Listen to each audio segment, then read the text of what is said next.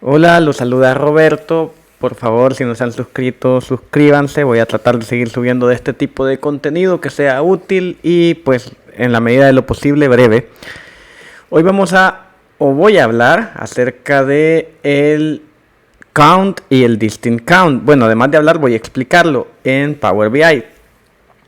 ¿Para qué sirve el count y el distinct count? Acá tengo un ejemplo de una factura. Esta factura tiene varios campos, como por ejemplo la razón social, número de transacción, ubicación y fecha, vendedor, línea de ventas o línea de ventas. Y todos estos campos son muy importantes y ya profundicé en ellos en otros videos. Pero hoy quiero hablar de la transacción, porque ahí es donde nos funciona el count y el distinct count. ¿Por qué? Bueno, cada registro cada registro que quede en nuestra base de datos transaccional es por cada producto. Es decir, por ejemplo, en este ticket se vendieron 5 artículos distintos, aunque sean 2, 4, 7 unidades, fueron 5 artículos. Se facturan, o mejor dicho, quedan registrados como 5 líneas. Pero la transacción es única, es decir, esto lo llevó un solo cliente. Si yo quiero saber cuántos clientes llegaron, el hecho de que quede registrado 5 veces puede hacerme ruido porque pues va a quedar duplicada la data. Entonces, ¿cómo puedo salvar esto? Para saber cuántos artículos distintos vendí, pues uso count, me va a decir que 5 registros, es decir, 5 artículos. Pero para saber cuántos clientes distintos uso distinct count. Me va a decir que aunque este registro aparezca 5 veces, pues es un solo cliente. Ese es el valor de distinct count. En Excel esto se puede apreciar de esta forma. Acá tenemos la base de datos, tiene varios campos con los que podemos determinar si la transacción es única. Por ejemplo, la fecha, la sucursal y el número de factura. ¿Por qué el número de factura es un campo importante? Porque cuando cada caja registradora se registra, valga la redundancia, en el Ministerio de Hacienda o en el fisco de cada país, se le asigna un tiraje de facturas, un correlativo. Entonces, la factura ID por sí misma no es suficiente para determinar si es una transacción única. Por ello, hay que unir tanto como, por ejemplo, la fecha, la sucursal, la factura o el número de caja registradora si lo tuviéramos. En este caso no lo tengo.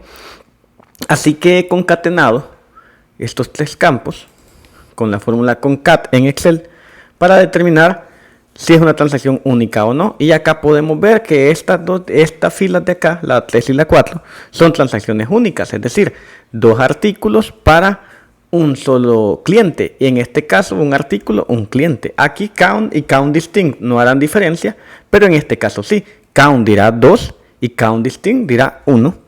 Como lo podemos ver en una tabla dinámica, acá lo tengo ya.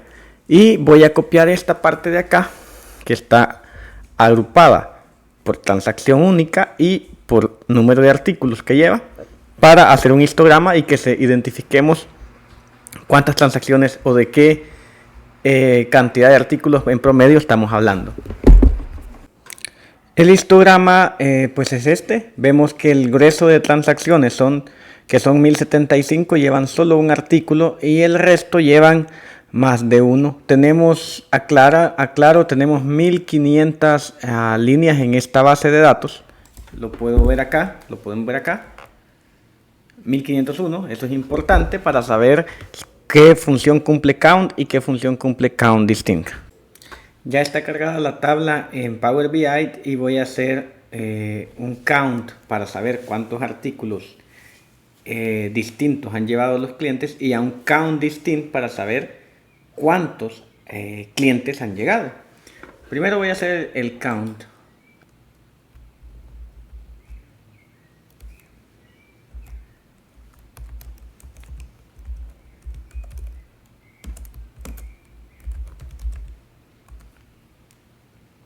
Nos pregunta el nombre de la columna y vamos a colocarle transacción única porque también funciona. Cualquiera que coloquemos, de hecho haré la prueba con transacción única y lo haré con artículos, debería dar 1500, cualquiera de las dos.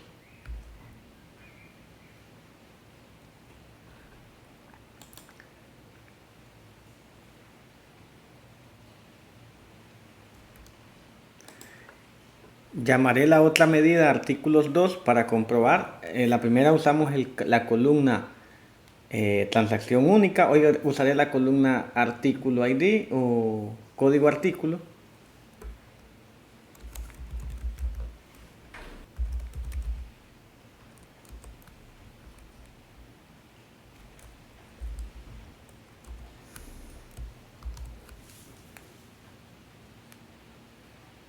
Ya está, es con la columna código artículo. Voy a ejecutarla. Ahora usaré la medida countDistinct para calcular cuántos clientes distintos llegaron en esta base de datos.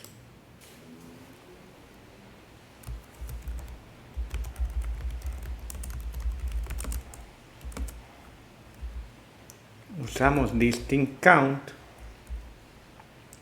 De hecho tiene variantes, por ejemplo distinct, que nada más nos dice las columnas distintas o las variables distintas, pero distinct count las cuenta.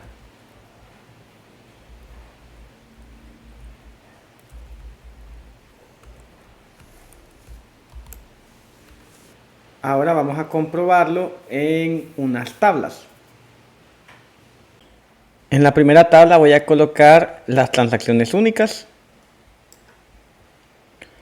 y artículos 1 y artículos 2 para verificar que efectivamente esas fórmulas hacen o esas medidas hacen lo mismo.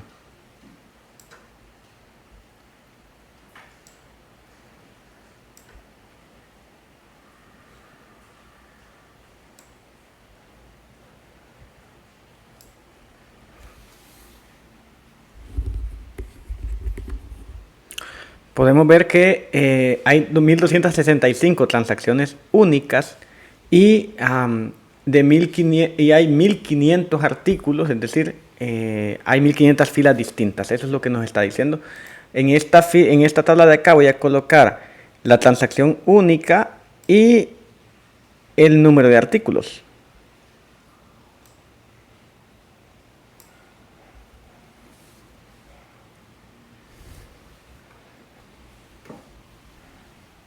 Lo he ordenado de mayor a menor y como pueden ver esta transacción, por ejemplo, es una transacción, pero el cliente llevó 6 artículos.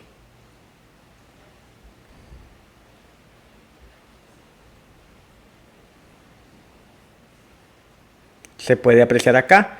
Para ver el detalle de artículos, pues lo que haré es poner el código del artículo en esta tabla.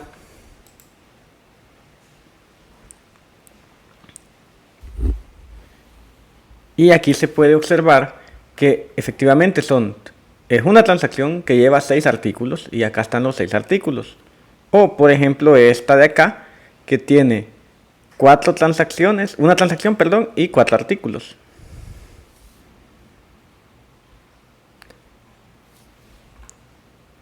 Para estar seguro de ello colocaré el precio. Al dar clic se puede verificar. Aquí, aunque el precio sea el mismo, pero el artículo, el código es distinto. Sí, efectivamente son 4 artículos.